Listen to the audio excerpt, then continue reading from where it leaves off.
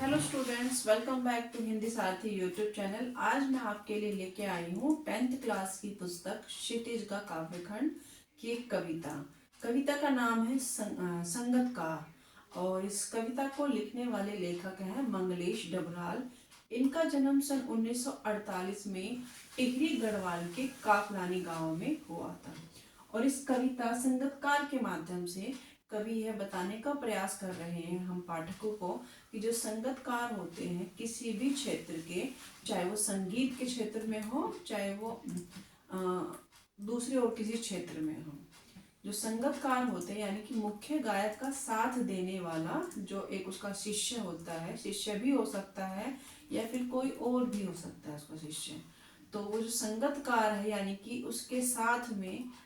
मुख्य गायक के साथ में उसका साथ देने वाले हैं वो संगतकार। वो वाद्य यंत्र बजाने के रूप में भी उसका साथ देते हैं और कभी कभी अपना स्वर देकर भी उनका साथ देते हैं। तो उनका कितना अहम और महत्वपूर्ण रोल होता है किसी भी मुख्य गायक या मुख्य कलाकार के जीवन में। और यहाँ पर इस कविता के माध्यम से जो Received संगतकार Paytm होता है payment of उसके माध्यम से जो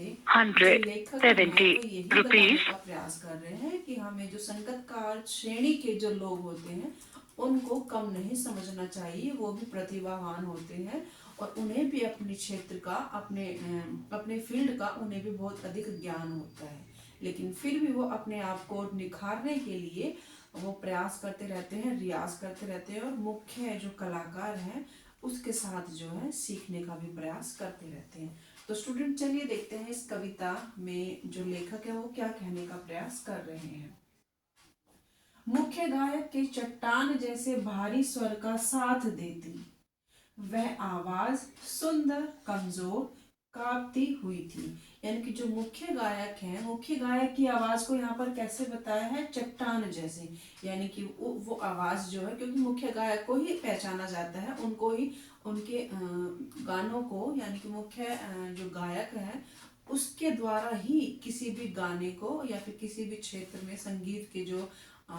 के क्षेत्र में जो लोग हैं उनको पहचाना जाता है कि ये जो गाना है ये किस अमुक जो है गायक ने गाया है। तो मुख्य गायक को ही पहचाना जाता है और मुख्य गायक का स्वर यहाँ पर कैसा है, चट्टान जैसा भारी, यानी कि उनकी आवाज तेज है। तो ऐसे चट्टान जैसे भारी स्वर का साथ देती वो एक सुंदर सी और कमजोर सी कांपती हुई सी एक आवाज थी। वो किसकी थी, संगतकार की।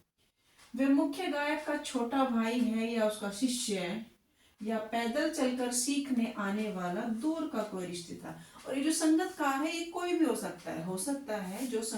जो मुख्य गायक है, जो मुख्य गाने वाला जो व्यक्ति है वो उसका छोटा भाई हो या उसका कोई शिष्य हो या फिर हम उसके मुख्य गायक के कोई दूर का रिश्तेदार हो जो पैदल चलकर उसके साथ जो है अपना साथ देने आया है और अपनी प्रतिभा को और निखारने का प्रयास कर रहा है।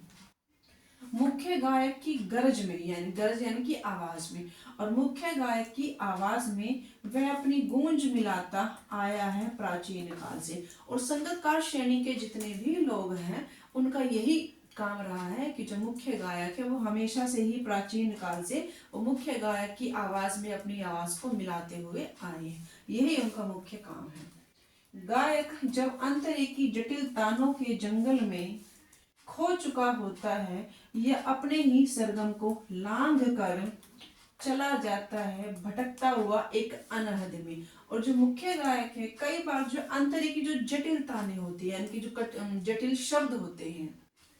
किसी भी गाने में, मुखड़ा या अंतरा दो जो है ये पक्ष होते हैं, दो मुख्य चरण होते हैं। मुखड़ा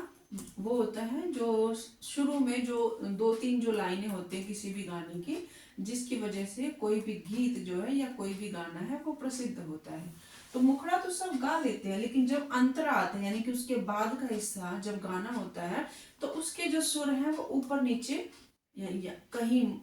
मध्यम स्वर है, कहीं जो है तीव्र स्वर है। तो इस तरह से अंतरिकी जटिल तानों के जंगल में, यानी कि इतनी अधिक जटिल ताने लेनी पड़ती है अंतरे में कि कई बार जो मुख्य गायक है वो भी खो जाता है, यानी कि वो भी भूल जाता है कि अब कौन सी तान लेनी है और अब इस गाने को आगे कैसे गाया जाना है।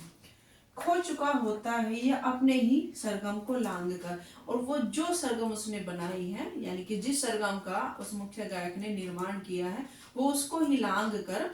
वो इतनी तल्लीनता से संगीत को गाते हुए, किसी भी गाने को गाते हुए जो मुख्य गायक है वो इतना तल्लीन हो जाता है कि वो सारी चीजें भूल जाता है, चला जाता है भटकता हुआ एक अनहद में। अनहद यानी कि जिसकी कोई हद ना हो, जहाँ गायक अपने ही संसार में खो जाते हैं, कि जो है वो सुर तय जो तान है, सुर तान लय, उन सब को जो है भूल कर वो अपने आप में ही मग्न हो जाते हैं, उस गाने की जो जो सरगमे हैं उसमें ही खो जाते हैं, अंतरे की जटिल तानों में कई बार खो जाते हैं, या फिर कई बार इस वजह से भी खो जाते हैं कि उनको गाने में बहुत आनंद आ रहा है, ऊंचे स्वर लेने में उनको बहुत आनंद आ रहा है, तो कहीं कहीं वो भूल जाते हैं कि कहाँ पर कौन सी तान लेनी है, कहाँ पर कौन सा स्वर या सरगम लगानी है। तो इस तरह से वो अनहद में चला जाता है, भूल जाता है।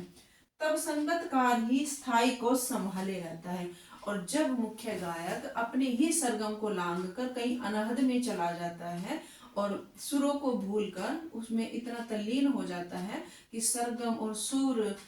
तान लय को भूल जाता है, लेकिन ऐसी स्थिति में कौन संभाले रखता है मुख्य गायक को? तो स्टूडेंट्स, ऐसी स्थिति में संगतकार ही है जो संभाले रखता है किसी भी मुख्य गायक की आवाज को।